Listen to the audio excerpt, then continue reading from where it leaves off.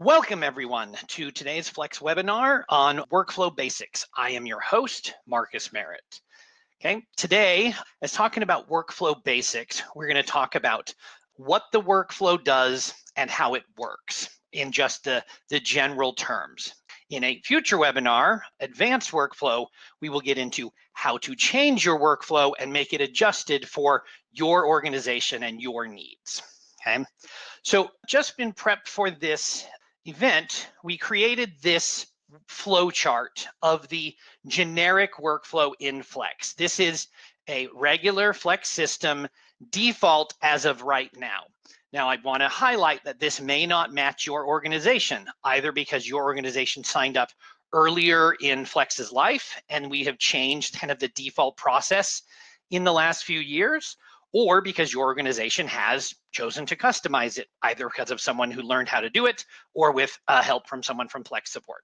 Okay, so do know that yours may not match exactly this, but this is what right now, if you were a new customer today, this is what your workflow would look like. And I want to review some of this to help us kind of understand the basics of what it is, mostly again to show what it can do, what it does do, okay? Not because everybody should perfectly follow this workflow. It's just a kind of starting point for everyone, okay?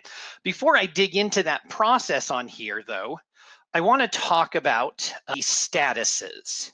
So one moment, I'm going to share my screen.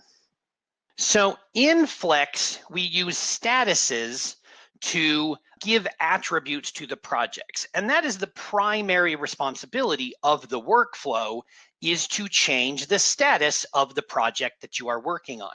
Okay, and like I said, the status gives attributes to that project. Now, to get to this list of status options, just real quick, it's System Settings and Status Options. Okay, and then I'm just going to pull open Confirmed here. I've already got it open to just mention briefly some of the attributes that can be given to something from its status. Obviously, the name, that has meaning to the organization based on some kind of original meaning. Those can be changed. I've changed the default names for some people.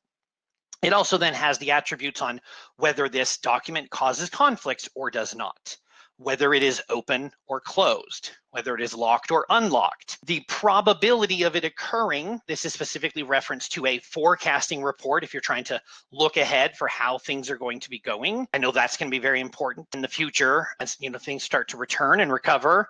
And then the attributes are basically the setup of the color scheme for how it shows up on your calendar, both the background color, text color, border color, and if you want to bold or italicize those, okay? So these are the primary attributes of a status that will be given to a project, and the workflow moves it through those statuses to update those attributes as you're going through, okay? We're going to go back at our workflow here. So right now, I want to talk a little bit just as if we're going through the project, but using the flow chart as the way we do it. And then we're going to use an example of going through part of it actually inside Flex to see it do that process, okay? So for the moment, we're going to start on the idea that this is the beginning of our process. A customer sends us a request for a quote, okay? Doesn't matter what that quote is, doesn't matter any details, we still start our workflow there. We're then going to build that quote, and it will land in the default system as an inquiry status.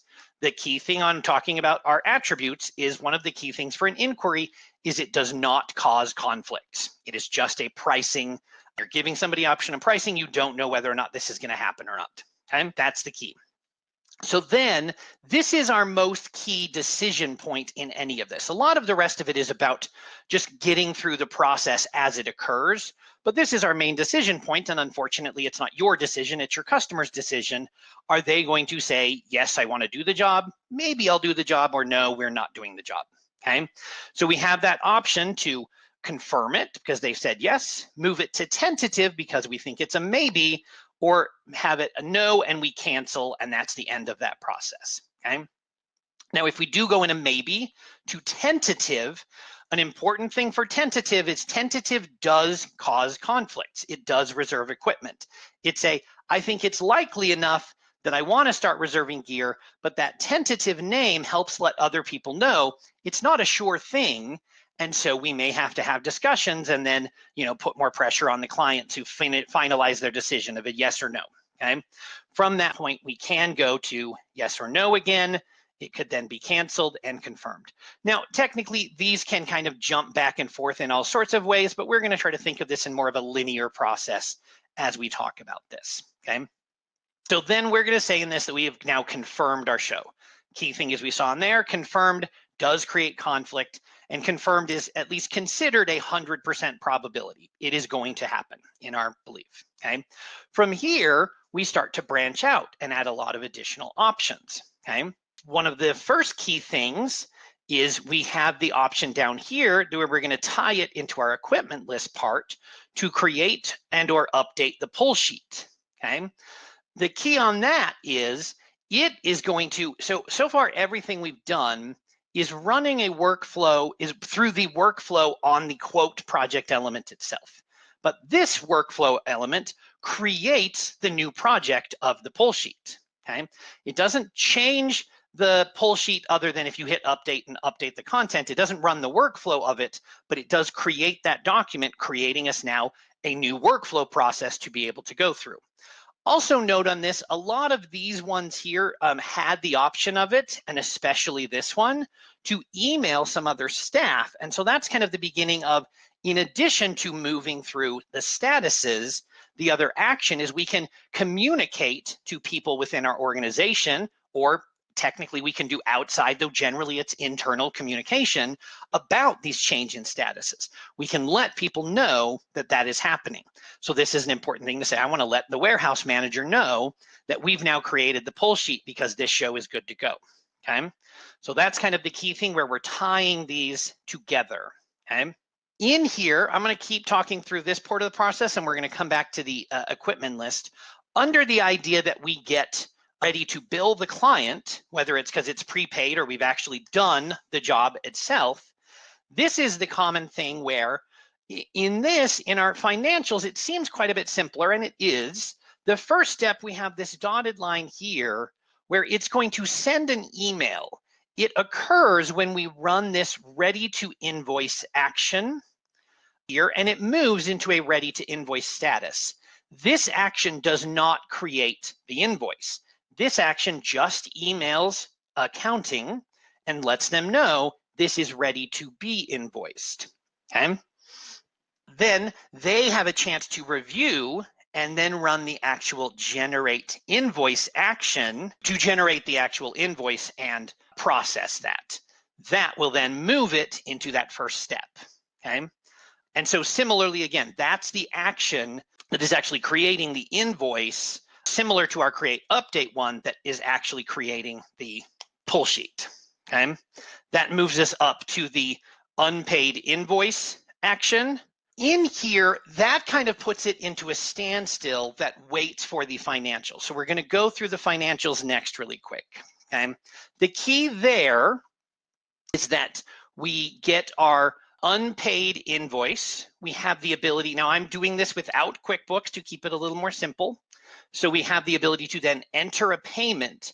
This one, the positive on this is where the workflow triggers automatically. And so when we enter the payment and we get the balance due to 0, it automatically says, well, then this invoice is paid. When that happens, we have this triggered line. We see the purple line off of the side of the invoice paid that triggers down to the closed. It moves the quote from invoice created to closed automatically. You don't have to process anything there. So that's our first thing that I've specifically kind of discussed here of what I would call a chained workflow action, where I run an action in one document and a parent or child changes its workflow as well because we chain them together, okay? So that's one of the other big things we will cover when we're in the advanced workflow, okay? And then real quick, I want to back up to the equipment list down at the bottom, okay? And just talk about this. The key thing when it's first created, it sits in a pull sheet awaiting prep. Now in this, the other ones, we were talking about the quote and we're talking about the invoice. But on the equipment list, we're actually talking about both the pull sheet and the manifest. But they're heavily linked, and so I'm running them through one workflow flowchart, though we're actually processing two separate documents, okay? And the key thing with this is, in the default system, there are no manual actions of workflow for the equipment list. All of this is run via the scanning process, okay? For this, when we run our first scan, it will create the manifest, which starts in a prep in progress status, okay? It does that on the very first scan because it has to create it. It's not because it runs a workflow action. That is just the start of the workflow statuses for the manifest, is prep in progress. When you are done scanning that prep sheet, you will then finalize. On that finalize action, similar to the automatic action of the enter payment, it will cause it to automatically move forward. This is the same thing where it's chained, where it says, I'm going to tell the pull sheet to move to prepped, and the pull sheet tells the manifest to move forward to prepped as well, okay? When this is done, we go to the manifest and we start to do our return scans. We see that's only affected the manifest. We don't return on the pull sheet, but to help communicate the whole process, when we run the finalize, that same thing happens. It finalizes the manifest, which marks it as returned, and then a chained action pushes up to tell it that it is returned. Okay, so that's part of the key thing there. Is that's what I wanted to highlight, is just the chained actions and the automatic actions that can occur. Okay. The one other thing that I want to highlight that will not be set up in a default system, and we will go into in more depth in the advanced workflow concept, is that for all of the actions to process through this, there is the ability to set permissions on who can or cannot run a workflow action. And that can be important where, for example, the generate invoice action, we only want accounting staff to be able to do that. We don't want the sales guys to generate their own invoice, okay? That would maybe be a common thing. Maybe you make it where only the warehouse manager or some other lead there has the ability to update the pull sheet. Maybe we want to put some limitation on that. So we can set those kind of requirements and permissions on it. So now that we've kind of reviewed the baseline process, I want to do a little bit of an example of that looks like in practice, okay? So we're going to share my screen again. So I pre-made this quote beforehand. We are starting out at the beginning. We see here I am in an inquiry status, okay? For my workflow actions, this is the workflow section, so I can pop this out. And we see again here, I have my same thing. I can say yes, no, or maybe, okay? Just for my example, I'm going to set this as maybe. We see here that it pops up that it wants to send an email out. Then these again are very controllable. We'll talk about this in the advanced on how to change whether they go out, what the content is in them, etc. I'm going to not send myself an email, but go ahead and process this to say, yes, I want to move it forward to maybe. We'll see that now we're in a tentative status that, again, as far as that key attribute, it's more probable, but not 100%, but it is now reserving equipment, okay? It is creating conflict. That's that key thing we've changed in our status by moving forward in that way. We're going to now say that they've said, yes, I want to do this. And so we're going to confirm our quote. Again, we have an email option here set up to say, yes, this has been confirmed. Now we move to our confirmed status. We are still causing conflicts, but we now in our probability consider ourselves 100%. We've also changed our color scheme again, okay? With this, we've now opened up new workflow options. We still, like I said, have that ability to kind of jump around between each of these, but we now have that ability to flag it as ready to invoice or create and update the pull sheet, like I'd said, okay? For the moment, I'm going to create the pull sheet and we may jump to that, but I want to focus on the financial portion of it to show this part of it, okay? So I'm going to flag this as ready to invoice. Again, here, it's going to generate an email. Now in this, I have not defaulted the accounting or anyone in the system, but generally we would want to do that in your system of who do we email this to? You know, accounting@yourorganization.com. It's very, common kind of email. And that's where letting them know. Not every organization does this, but a large majority do want to have accounting have a chance to kind of review, to double check, mostly to look at sales tax rules, maybe terms, and then they like to be the one to send the invoice to the client. So they're in the loop on about getting payment, but they CC the sales manager, the project manager, so that they are still in the loop as well if they need to be involved. Okay? So again, for the moment, I'm not going to change that. Now, on this ready to invoice in the default system, it has the same other attributes as confirmed, because so frequently it would be in that confirmed process when we would move here and maybe want prepayment for a job. And so it has the same other attributes. It causes conflicts, it's considered 100% likely, those kind of things. It does still then have different colors to make it stand out, the accounting people. We see here we've slightly changed our options, where now we have the ability to still update the pull sheet, but now we can generate the invoice. Okay, so I'm going to go ahead and do that. This time I didn't do an email because I'm just that accounting person running the process, pushing it forward. Okay, so I've now made a copy of the document as an invoice. The invoice starts in an unpaid invoice status. It still has the same details that my previous quote, comes to the same grand total. Okay, so all of that's there. Okay, now it has its own workflow to be able to be manually marked as paid, but generally we would do this by making the payment. I can't currently do that in Flex 5. It's coming very soon, where I know there's some final testing on that. For this, I am going to manually do it real quick rather than switching over to Flex 4. So I'm just going to manually say mark as paid. The key thing on this mark as paid action is that it has a chained action that says when this occurs, you tell the quote to move. Actually, we're going to step back 1 second. Sorry. We're going to go back to the quote really quick and notice that once we ran that, we were sitting at ready to invoice. And once we ran that generate invoice, it moved to the status of invoice created. Again, still has some updated things. We could update the invoice if something changed. We can still create the pull sheet. We can kick it back to confirmed if there's been major changes, but we have that. So we kicked it forward here. But what we're now going to do is set it to mark as paid. And this has that chained action to say, well, I'm now considered an invoice paid, which is a closed status. It says, I'm done. Nobody should be messing with me. I'm paid in full. I'm all done.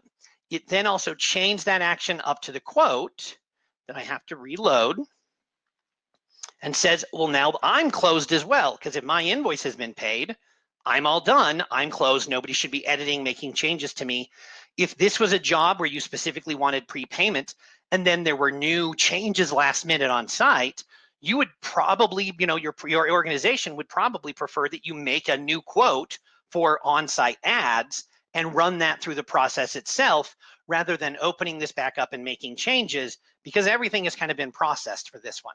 Okay, so that's that key thing. I just want to highlight again that the actions, we can move through statuses, we can send emails, and we can chain actions to parent or child the documents. Okay, that's sort of the key thing we want to do. Now, really quick, made the pull sheet. If I go and look at, oh, I did not make the pull sheet. I thought I did. Well, that's my mistake.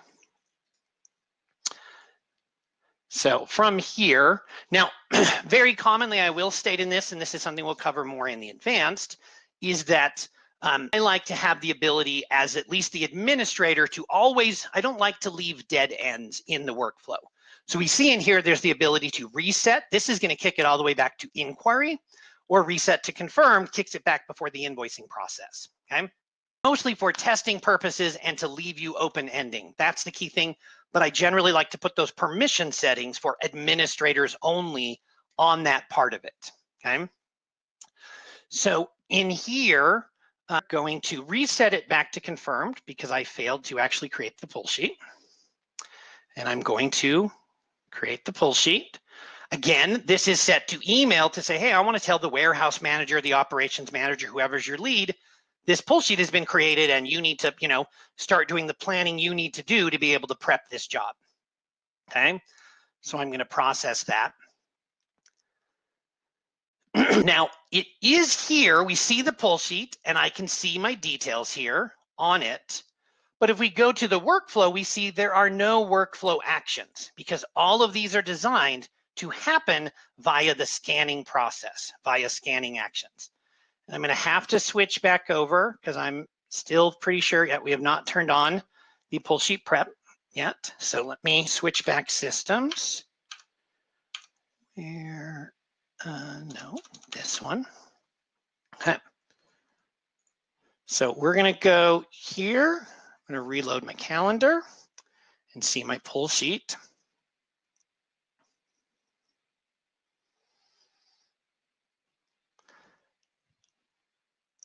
So again, that same thing here, that we do not have workflow actions down here, but we can then go to the prep screen. Okay. On the first scan, we'll see how much of this I can actually scan. I don't know how much of this gear I have in here.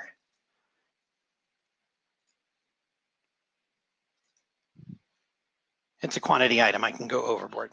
So on my first scan, we'll see that it creates the manifest here. If I reload the page, we'll see now the manifest in my project tree, okay? That didn't run an action, it created the manifest, but it does make it so the manifest is here and is now, oh, we don't have the manifest on that calendar. So let's just go open it really quick.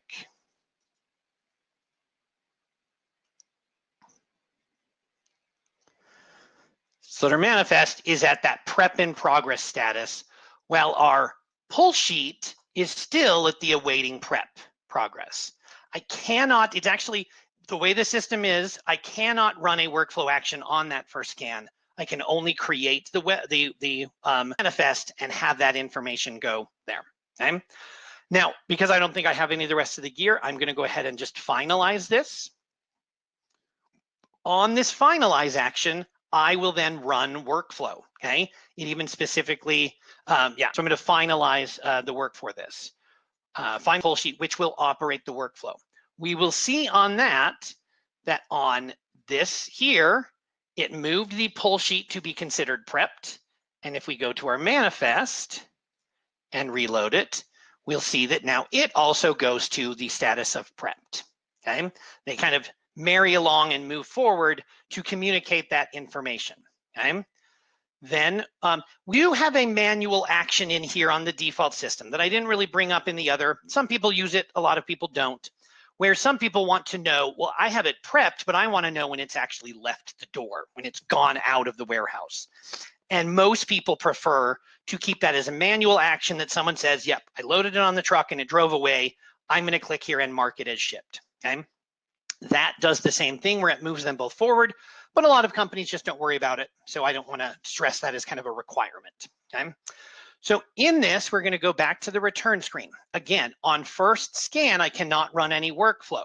So if I go in here and scan, and on this, I'm just to force it, I'm going to scan one of the two. So we see that I've started processing, but it's not telling me to run it. And if I go back here, it still says we're prepped, okay? Because it will not do anything on first scan. It only goes on finalize. So I'm going to go ahead and scan the other one. And then at this point, because it is 100%, it's going to pop up and say, well, it looks like you're ready to finalize. Do you want to do that? And I'm going to go ahead and finalize that, which will cause the manifest to push forward and be considered returned, which this is even more recent change, considered a closed setting. So it says, I don't need to be here anymore. Nobody needs to see me. I'm done. I'm returned. And similar to the pull sheet, we see that it is now tagged as returned, which is a closed status, okay? So that's kind of the core of what happens. Now, within workflow, we have workflow on the POs, and we have workflow on crew lists and on, all sorts of documents. I'm just highlighting the main process for the initial thing and kind of the key of what it can do. So you can start to think about your process, maybe create your own flow chart of what you want things to do, and then our next webinar, when we talk about how to make those changes, you can understand how to make those changes for yourself, okay? So with that,